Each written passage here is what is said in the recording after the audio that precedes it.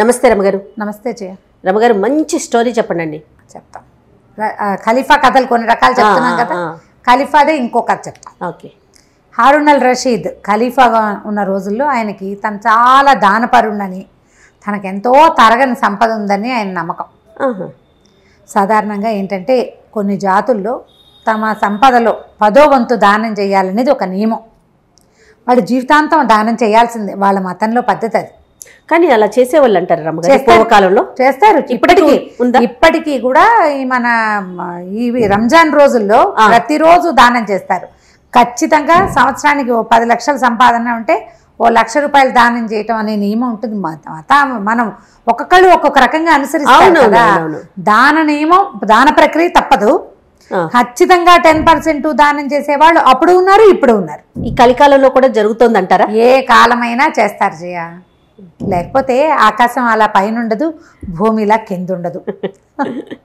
అలాంటి వాళ్ళు ఉంటారు. అవును, ఆకాశానికి పందిరి గుంజలు వాళ్ళు ఉండటం వల్లే మనమంతా అలా దానం చేసేవాళ్ళు, ధర్మం చేసేవాళ్ళు, న్యాయంగానే ప్రవర్తించేవాళ్ళు, అస్సలు అబద్ధం ఆడని వాళ్ళు ఇప్పటికీ ఉన్నారు. కాబట్టి ఇంకా కలియుగాంతం ఇంకా దగ్గరలోకి రాలా మనకి. అదంతా పడిపోయాక అప్పుడు యుగాంతం అవుతుంది. కొద్దిమంది ఉంటారు, శాంతం లేదు అనుకోటానికి లేదు, ఉండదు. దానం చేసేవాడు బాగా, తనంత దానపరుడు తనే అనిపించేది ఆయనకి. అక్కడి నుంచి దానం చేస్తుంటే వాళ్ళకి సంపద వస్తుండేది. ఖలీఫా రాజు కదా, అవును, డబ్బులు వస్తుంటే ఏమనుకునేవాడు, మాలాంటి సంపద ఎవరికైనా ఉందా? ఖలీఫాల గుప్తధనం అని ఒక నావెల్ కూడా ఉంది, అది ఇంకా చెప్పలేదు. అది కొంచెం మర్చిపోతానేమో అని అనుమానంతో పేర్లు తమాషాగా ఉన్నాయి, ఏం చెప్పట్లా. ఆ గుప్తధనం కూడా తన దగ్గరికే వచ్చేసింది కాబట్టి అబ్బో మా దగ్గర ఎంతో ఉందనుకునేవాడు. దానం చేసేవాడికి నేను బాగా చేస్తాను అనే ఫీలింగ్ ఉండకూడదు, అది తప్పు. ఓకే, దానం ఎంత కరెక్టో నా అంత దానపరుడు లేడనే భావన తప్పు. కర్ణుడి కథల్లో చెప్తారు, కుడి చేతితో చేస్తే ఎడం చేతికి తెలియకూడదు. ఎడం చేతి వైపు ఉన్నప్పుడు ఎవరైనా అడిగితే కుడి చెయ్యి మారే లోపల బుద్ధి మారిపోతుందని ఎడం చేతితోనే దానం చేసేవాట. అలాంటి కథలు కూడా ఉన్నాయి. ఇలా గొప్పలు చెప్పుకునేవాడు. చెప్పుకుంటుంటే జఫర్ అని ఈయన దగ్గర ఉన్న మంత్రి, మనం ఇదివరకటి కథలో విన్నాం జఫర్ పేరు. ఆ జఫర్ అంటే ఆయన పక్కనే ఉండేవాడు, అంగరక్షకుడు అనమాట. అయితే ఈ జఫర్ని ఏదో మాటల మధ్యలో, జఫర్ నువ్వు చెప్పు, నాలాంటి దానపరుడు ఇంతకు ముందు ఎక్కడైనా కథల్లో విన్నావా నువ్వు, ఇక ముందు ఉండబోతారంటే ఏలిన వారు క్షమించాలి, మీరు ఇలా చెప్పకూడదు, అల్లా ఇచ్చింది అల్లాకే ఇస్తున్నాను అనుకోవాలి. ఒకటి, మన సంపదను ఒక సంపద కాదు, మన దానం ఒక దానం కాదు.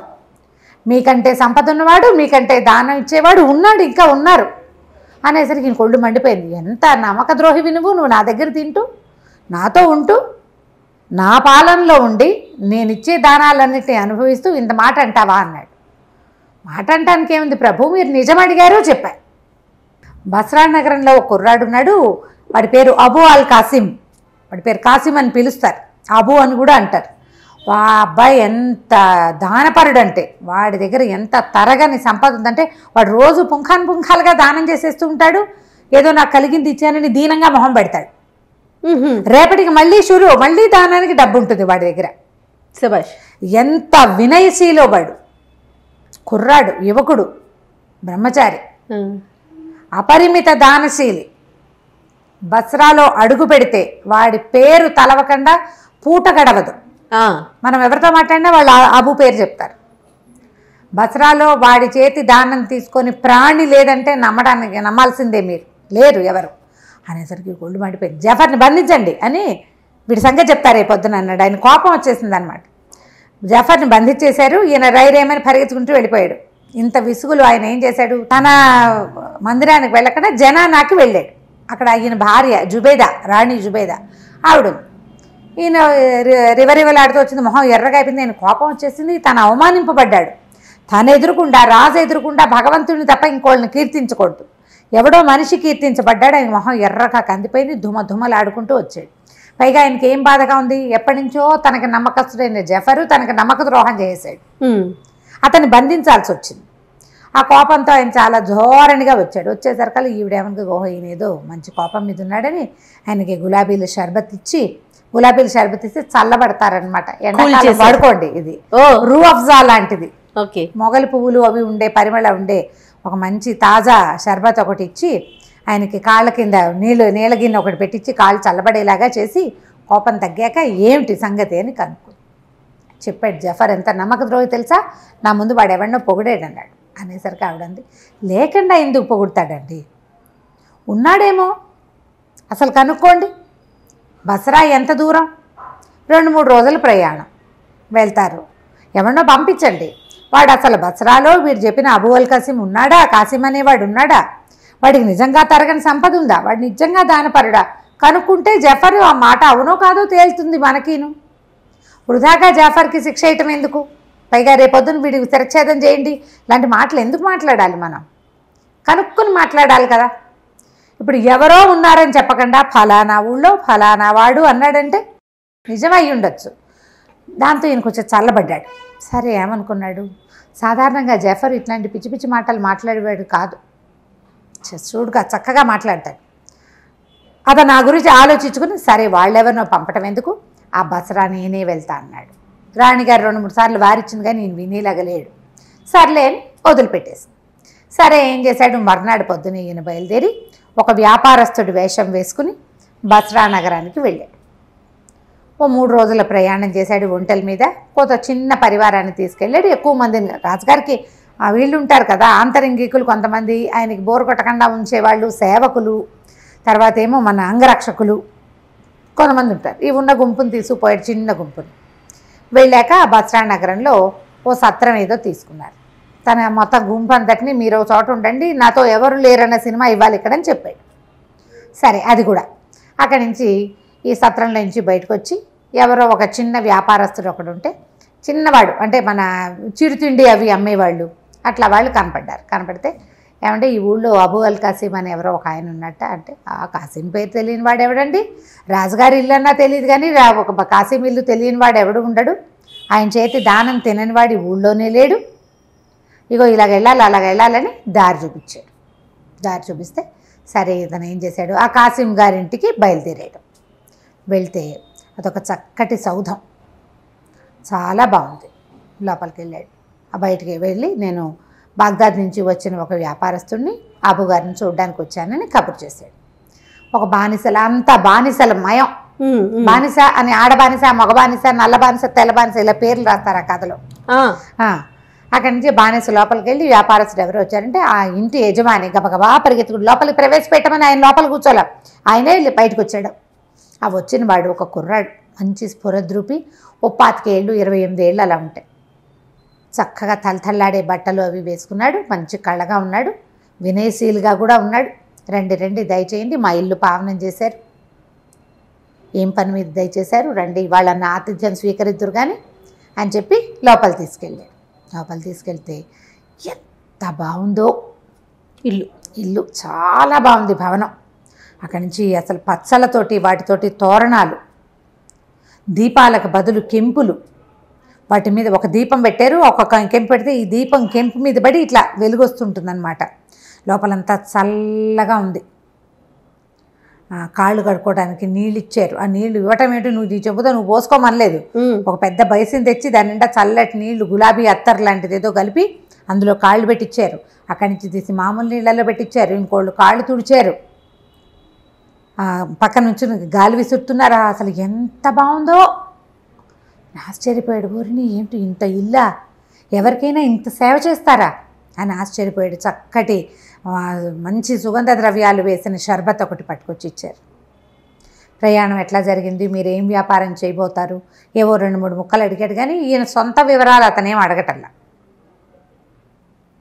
ఊరంతా చూసారా, బసరా నగరం బాగుంటుంది, ముత్యాలు అవి చాలా బాగా మేలి ముత్యాలు దొరుకుతాయి మా ఊళ్ళో, ఇలా సాధారణ మాటలు మాట్లాడాడు. మాట్లాడాక ఏం చేశాడంటే ఈయనకి తినడానికి ఏవో ఎన్ని రకాలవో పళ్ళ ముక్కలు, నేనైతే నా అతిథులు ఎవరికి నేను ఇంత చేయట్లేదు అనిపించేసింది దీనికి. ఖలీఫాకి 3-4 రకాల పానీయాలు పట్టుకొచ్చారు. మొదట సేద తీర్చడానికి ఒకటి ఇచ్చారు.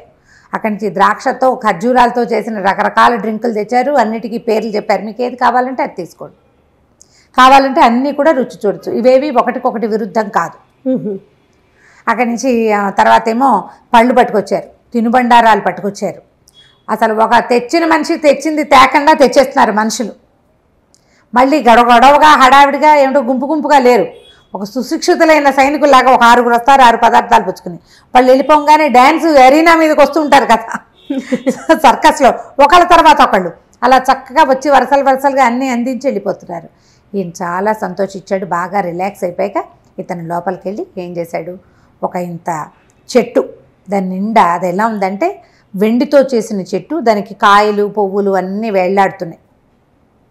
ఆ చెట్టు కింద ఒక చక్కటి నెమలి బొమ్మ ఉంది. ఒక పుల్ల లాంటిది ఒకటి పుచ్చుకొచ్చాడు. ఆ చెట్టు ఆ నెమలి పెట్టాడు ఇతనికి ఎదురుకుండా బల్ల మీద. తన చేతిలో ఒక పుల్ల పెట్టుకుని ఆ పుల్లతో ఆ నెమలిని అట్లా కొట్టేసరికల్లా ఆ నెమలి గిర్రమని అలా తిరగటం మొదలుపెట్టింది. ఆ చెట్టు చుట్టూ తిరుగుతుంది. అది తిరుగుతుంటే అది పింఛం వీడుస్తుంటే దాని లోపల నుంచి రకరకాల సుగంధాలు, ఎన్ని రకాలు, ఎంత బాగుందో. ఆయన అట్లా మైమరిచి చూస్తూ ఉండగా చటుక్కున అతను ఏం చేశాడు, ఆ చేత పుచ్చుకుని లోపలికి వెళ్ళిపోయాడు. నువ్వు ఒక వస్తువు చూపించావు, నువ్వు పూర్తిగా చూసి ఇదంతా ఏమిటి కనుక్కునే లోపల అవతల వాళ్ళు తీసిస్తే నీకేమనిపిస్తుంది? అదే కదా, ఆశాభంగంగా ఉంటుంది. నేను తెలిపాడు, ఇదేమిటి అతిథిని ఇట్లా అవమానిస్తాడా వీడు అనిపించింది. లోపలికి వెళ్ళిపోయి మళ్ళీ ఒక 5 నిమిషాలాగా వచ్చాడు. ఒక పాత్ర పట్టుకొచ్చాడు. పాత్ర అతను తేల వెనకాల ఒక బానిస కుర్రాడు వచ్చాడు.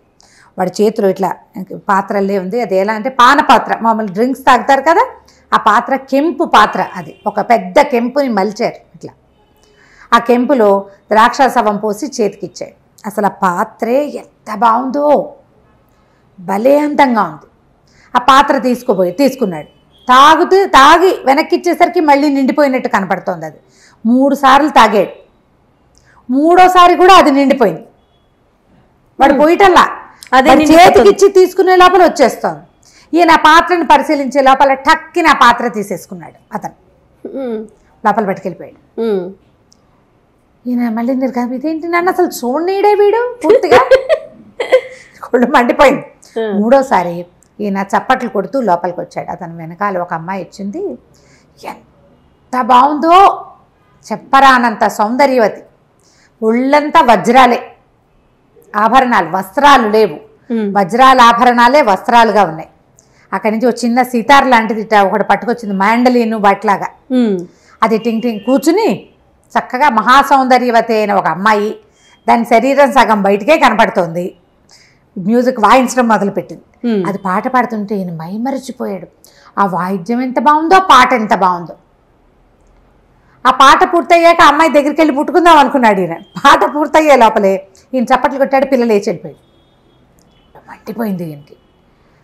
వీడి ఆతిథ్యం మండినట్టే ఉంది. ఏది పూర్తిగా చూడనివ్వడు. ఇన్ని తాగేచ్చారు, ఇన్ని తిన్నిచ్చారు, బాగా నచ్చిన వస్తువును ముట్టుకొని ఇవ్వాలి కదా. ముట్టుకొని వెళ్ళి సరే నేను వెళ్ళొస్తానని బయలుదేరాడు. ఆ పెద్ద జఫర్కి చెప్తా, వీడి ఆతిథ్యం ఏడిసినట్టుంది, ఏవో ఇచ్చానంటున్నాడు, ఏమిచ్చాడో వీడు నాకు తెలీదు అని దుమ్ములాడుకుంటూ ఒళ్ళు మండిపోయింది లోపల. పైకి మాత్రం అనలా. ఏం చెప్పాడంటే, నేను వెళ్ళొస్తాను, మీ ఆతిథ్యం చాలా పరమాద్భుతంగా ఉంది, నేను ఇలాంటి చోటకి వచ్చినందుకు చాలా సంతోషిస్తున్నాను, ఇలాంటి అభినందన వాక్యాలు ఓ 3-4 చెప్పి సత్రానికి బయలుదేరాడు. లోపలంతా రుంజుకుంటూనే ఉన్నాడు. వీడి ఆతిథ్యం బాగానే ఉంది, కానీ అది ఫుల్ఫిల్డ్గా లేదే, పూర్తి చేయలే. మొదట ఒక నెమలి చూసాం, ఆ నెమలి ఎంత బాగుంది, దాన్ని ముట్టుకునే లోపలే తీసేసుకున్నాడు. ఆ కెంపు పాత్రని పరిశీలించే లోపలే తీసేసుకున్నాడు. ఆ పిల్లకి దగ్గరికి వెళ్ళి దాన్ని ముట్టుకునే సౌందర్యాన్ని చవి చూసే లోపలే వెళ్ళిపోయింది అది లోపలికి. ఈ సత్రం దగ్గరికి వెళ్ళేసరికల్లా ఒక 1 డజన్ మంది బానిసలు నిలబడి ఉన్నారు అక్కడ, అమ్మాయిలు. అక్కడి నుంచి ఓ 10 మంది సైనికుల్లాగా ఉన్న బానిసలు నిలబడి ఉన్నారు. వాళ్ళ చేతుల్లో 3 బాక్సులు, 2 బాక్సులు. అక్కడి నుంచి మేలు ముసుగు వేసుకున్న ఒక మనిషి కనపడ్డారు.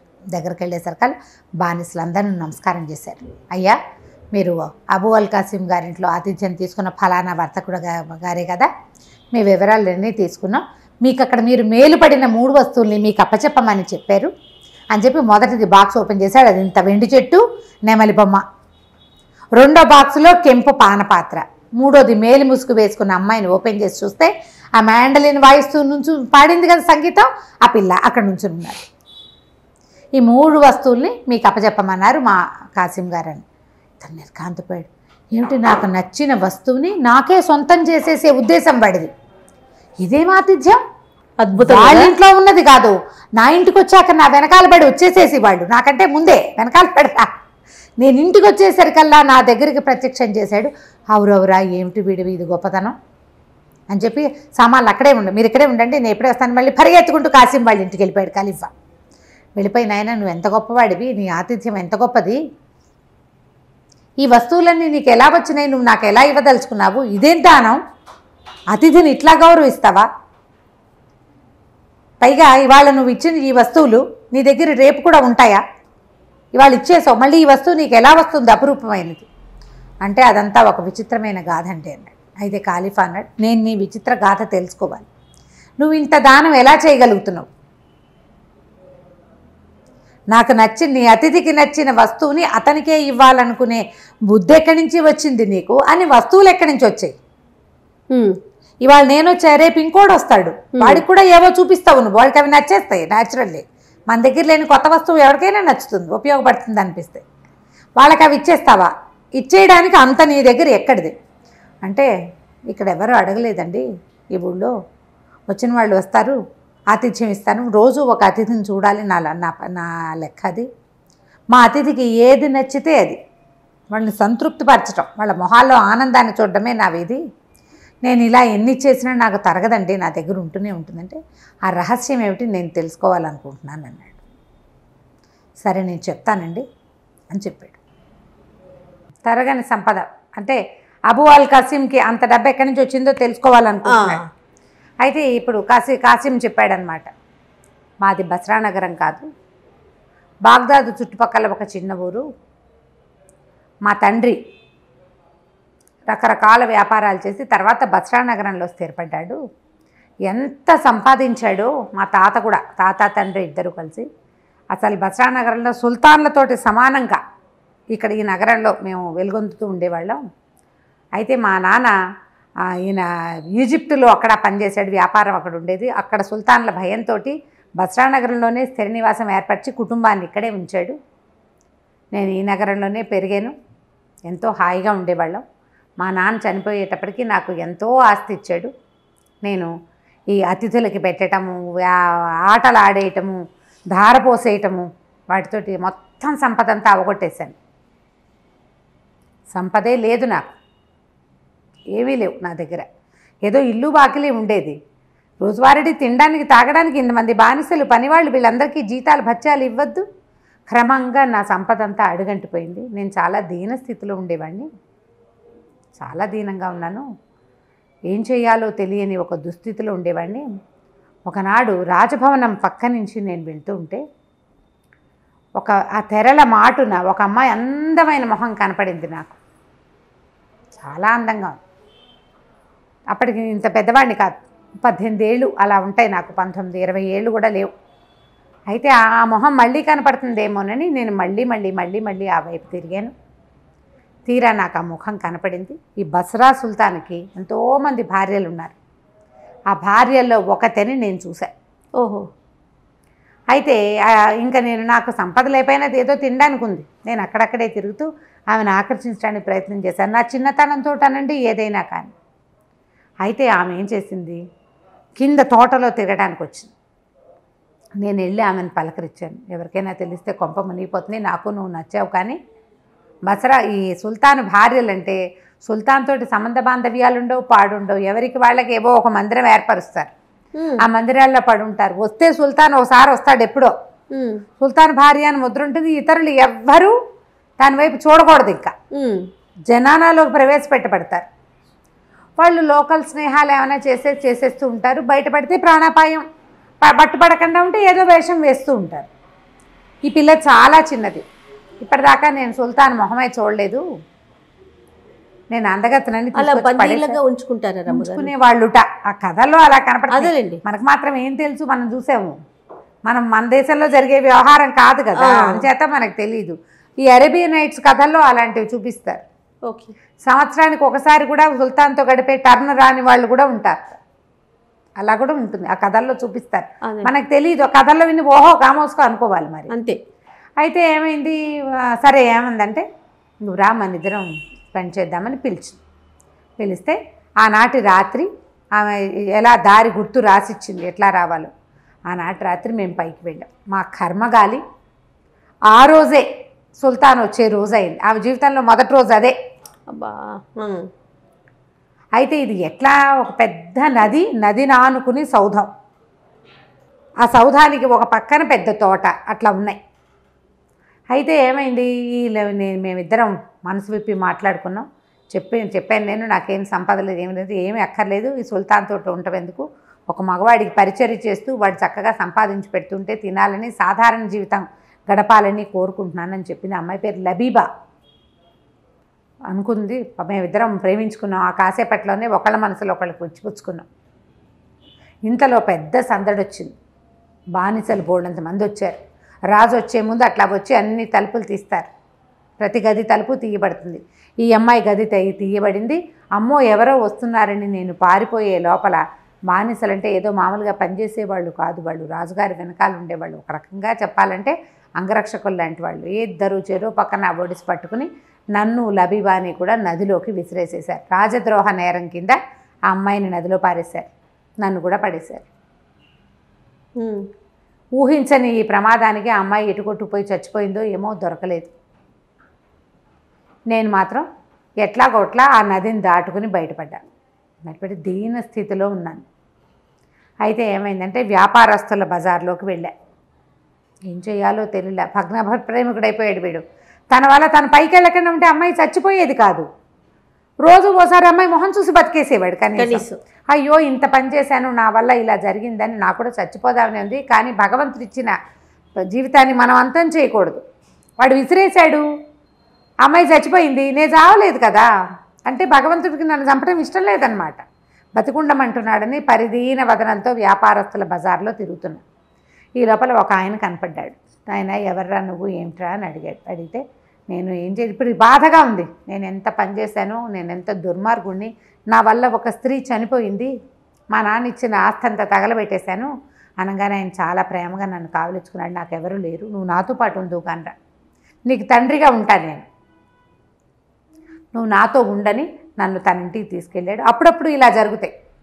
మనం ఒకళ్ళ మరణాలకి కారణమవుతాం, అలాగే ఒకళ్ళ అభ్యున్నతికి కూడా అనుకోకుండా మనం కారణమవుతాం. ఇప్పుడు ఆ అమ్మాయి చనిపోకపోతే నువ్వు నా దగ్గరికి చేరేవాడివి కాదు. చూసావా అమ్మాయి నీ ఉన్నతికి కారణమైంది అని నన్ను ఒప్పించాడు. నేను ఆయనతో పాటు ఉన్నాను. 3 సంవత్సరాలు ఆయనతో పాటే ఉన్నాను. ఆయనకి ఎంతో సంపద ఉంది. ఆయన వ్యాపారం ఏర్పరచడం అన్నీ నేర్పించాడు. ఆయనకి చావు మరణకాలం వచ్చినప్పుడు ఆయన చెప్పాడు, నాయన ఈ సంపద మనకి తరగని సంపద ఉంది. ఈ సంపద మనకి ఎట్లా పెరుగుతుందంటే నిరంతరము దానం చేయాలి, ప్రతిరోజు అతిథి పూజ చేయాలని తన సంపద అంతటినీ నాకు అప్పచెప్పాడు. ఆయన మరణించాడు, నేను ఆయన కొడుగ్గా ఉండిపోయా. రోజు ఇలాగే దానం చేస్తా. క్రమంగా నాకు ఈ డబ్బు ఎక్కడి నుంచి వస్తోందన్న అనుమానం మొదలైంది. ముందు ఒక సైనికాధికారి వచ్చాడు, ఒక అధికారి, చిన్న అధికారి వచ్చాడు. ఈరోజు దానం చేసేవాడి దగ్గర డబ్బు ఎక్కడిది అనేది ముందు మనం ఎదిరించి ఏదైనా ఒక రిపోర్ట్ వెళ్ళాలంటే ముందు చిన్నవాడు కదా వచ్చి చూస్తాడు, చిన్నవాడే పెద్దవాడికి ఇస్తాడు. ఈ చిన్నవాడు వచ్చాడు. వచ్చినప్పుడు ఏం చెప్పాడంటే, మా ఇంట్లో ఒకే ఒక ఆవు ఉండేది, ఆ ఆవు కూడా తిండి లేదు, ఈ మధ్య చచ్చిపోయింది, మాకు రొట్టెలు లేవు, పాలు లేవు, ఆవు లేదు అని చెప్పాడు. సరే నీకు రొట్టెలకి ఎంత అవుతుంది, ఆవుకి ఎంత కావాలి, నీకు ఎంత ఆవుకి కొనుక్కోవడానికి ఎంత కావాలని అడిగాను. 10 వరహాలు ఉంటే చాలు అన్నాడు. ఏమిటది? లంచం అనమాట. 10 కాదు 100 ఇస్తా, నెలకి 100 వరహాలు ఇస్తాను, తీసుకెళ్ళు, నువ్వు ఎక్కడుంటే అక్కడికి మీ ఇంటికి పంపిస్తా, ఈ దానం ఎక్కడి నుంచి చేస్తున్నానో నువ్వు అడగద్దు అని చెప్పాడు. సరేనన్నాడు. అప్పటి నుంచి ఇప్పటిదాకా వాళ్ళ ఇంటికి ప్రతి నెల 100 వరహాలు వెళ్ళిపోతాయి, వాడి పని అయిపోతుంది. అక్కడి నుంచి ఒక కాజీ గారు వచ్చారు. నాయన ఏం పుణ్యకార్యం చేయాలి, ప్రతివాడికి తన దగ్గర ఎంత ఉంటే అందులో 10వ వంతు దానం చేయాలని చెప్పాడు. ప్రార్థనా మందిరంలో రోజు మీరు భోజనం పెడతారు. ఏం పెడతారు? రొట్టెలు, ఓ కూర, ఓ లస్సీ ఇస్తారు, మజ్జిగ ఇస్తారు, లేదా పానీయ ద్రాక్షాసమం లాంటిది ఇస్తారు. రొట్టెలు ఒక కూరయే కాదు, రొట్టెలతో పాటు 2 కూరలు, ఒక పప్పు, ఒక తినుబండారం తీపి, ఈ ద్రాక్షాసమం ఏదో ఒక షర్బత్ కాకుండా ద్రాక్షాసమం నేను ఏర్పాటు చేస్తాను. రోజు 1000 మంది తింటారు ఆ ప్రార్థనా మందిరంలో. మధ్యాహ్నం భోజనం పెట్టేస్తారు. ఏముంది, రొట్టెలు దొరుకుతాయి, ఒక కాస్త ఏదో షర్బత్ దొరుకుతుంది, అందులో ఒక కూర దొరుకుతుంది. మధ్యాహ్నం తాత్కాలిక భోజనం ఎవరికైనా దొరికేస్తుంది. అలా కాదు, అద్భుతమైన భోజనం పెడతా, ఇంకా మీరేం మాట్లాడకండి అని చెప్పాడు. ఆయన కూడా ఒప్పుకున్నాడు. రోజు ప్రార్థనా మందిరాలకి భోజనం మన ఇంటి దగ్గర నుంచే వెళ్తుంది. అయిందా? అక్కడి నుంచి ఒక పెద్ద అధికారి వచ్చాడు, పైవాడు. ఈ నగరంలో ఇంతంత దానాలు చేసేవాడు ఈ పరిస్థితిలో ఉన్నాడు అని సుల్తానికి చెప్పాలా వద్దా? చెప్పక్కర్లేదు. నా దగ్గరికి ఎక్కడి నుంచి డబ్బు వస్తుందో, నేను ఏం వ్యాపారం చేస్తానో మీకు లెక్కలక్కర్లా, మీకు ఏ లెక్క కావాలో అడగండి అని చెప్పాను. అతను నెలకి 1000 వరహాలు కావాలన్నాడు. నేను మిగిలిన వాళ్ళకి పంచాలన్నాడు, మాట్లాడకుండా ఉండడానికి. ఇలా లంచాలు ఇచ్చేస్తున్నా. వాళ్ళు వెళ్ళిపోతూ ఉంటాయి, డబ్బులు వెళ్ళిపోతాయి. అది కూడా దానం కిందే నేను భావిస్తున్నాను. లంచాన్ని కూడా నేను దానంగానే భావిస్తున్నాను. నేను నిరంతరం నాకు రోజు ఒక అతిథిని ఖచ్చితంగా నేను తెచ్చుకుంటా. వాకిట్లోకి వచ్చిన వాళ్ళని ఎవరినైనా తీసుకొస్తా, వాళ్ళకి ఏది నచ్చితే అది ఇచ్చేస్తా. మరి ఇట్లా నీ దగ్గర సంపద తరిగిపోలేదా? ఎట్లా ఉంది నీకు ఆ సంపద? ఎక్కడిది? ఎవరిచ్చారు అంటే అతనే ఇచ్చాడని చెప్పాడు కదా. ఎక్కడుంది ఆ సంపద అంతా? ఎక్కడ దాచావంటే ఏమన్నాడు? నేను ఎవరికి చెప్పలేదండి అన్నాడు. కాదు, నేను అడుగుతున్నా, నేను అది తెలుసుకోవాలనుకుంటున్నా అనేసరికల్లా అతిథి ఏదైనా తెలుసుకోవాలనుకుంటే చెప్పాల్సింది, అది నియమం. ఓహో, అది నియమం, మేము పెట్టుకున్న నియమం. మా తండ్రి నాకు చెప్పాడు అట్లా. నీ అతిథి ఏది అడిగితే అది ఇచ్చేయాలి, నువ్వు ఏదైనా ప్రశ్న ఇస్తే సమాధానం చెప్పాలి. అందుకే ఈ కథ అంతా చెప్పా. సరే రండి, నేను మీకు చూపిస్తా. కాకపోతే ఏంటంటే మీ కళ్ళకు గంతలు కడతాను. నా దగ్గర ఎంత సంపద ఉందో చూదురు కానీ మీరు. కళ్ళకు గంతలు కడతా, నా చేతిలో కత్తి ఉంటుంది. మీరు ఏదైనా ఇతరత్ర నా సంపదని ఏదైనా ఇబ్బంది పెడితే కనుక మిమ్మల్ని ఖండించేందుకు నాకు అధికారం ఇవ్వాలి మీరు అన్నాడు. ఖలీఫా ఒప్పుకున్నాడు.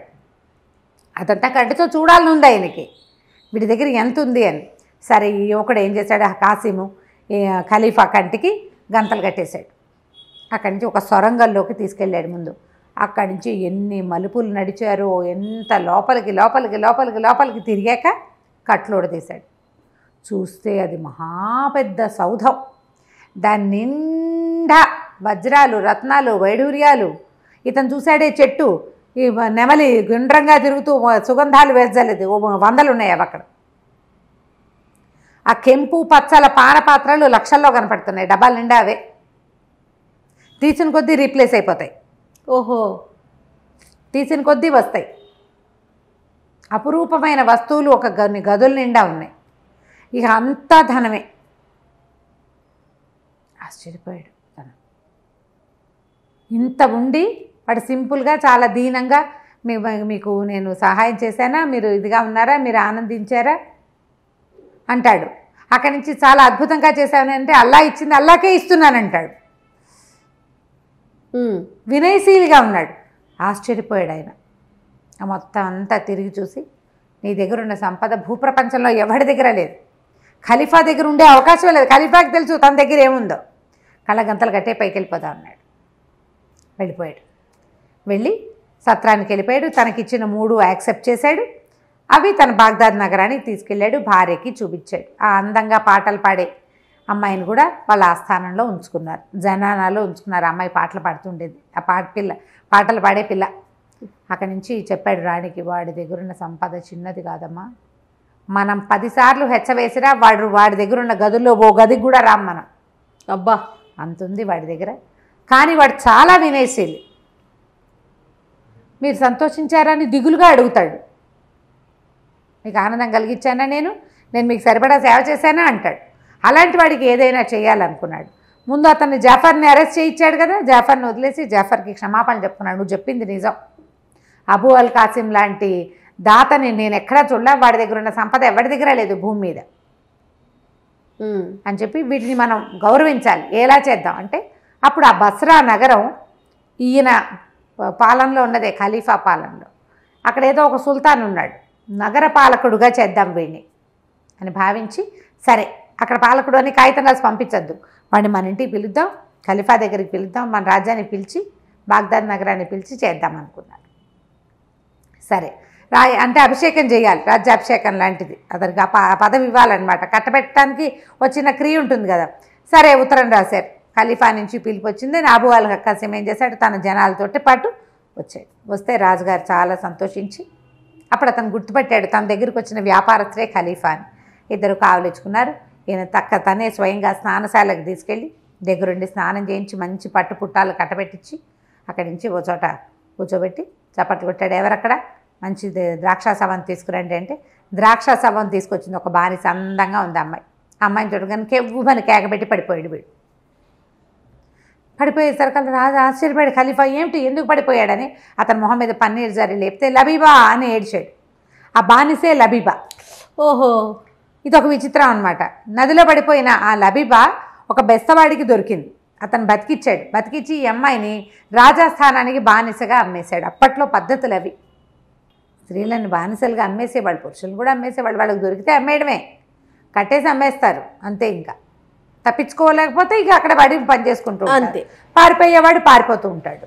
అయితే ఆ లబీబాని చూడంగానే రాజుగారు అన్నాడు, సరే ఈ అమ్మాయి చూడు ఎంత అందంగా ఉంది, సుల్తానికి భారీగా ఉండవలసింది చచ్చిపోయి మళ్ళీ ఇక్కడ బతికి ఇక్కడ ఇలా వచ్చిందని వెంటనే ఆ అమ్మాయి బానిస పదవి నుంచి ఇచ్చేసి ఆ అమ్మాయిని ఇచ్చి కాసింకి ఇచ్చి పెళ్లి చేసి అతన్ని బస్రా నగర పాలకుడుగా నియమించి సంతోషంగా మళ్ళీ సాగనంపారు. కథ కంచికి మనం ఇంటికి. నమస్తే రమ్మగారు. నమస్తే.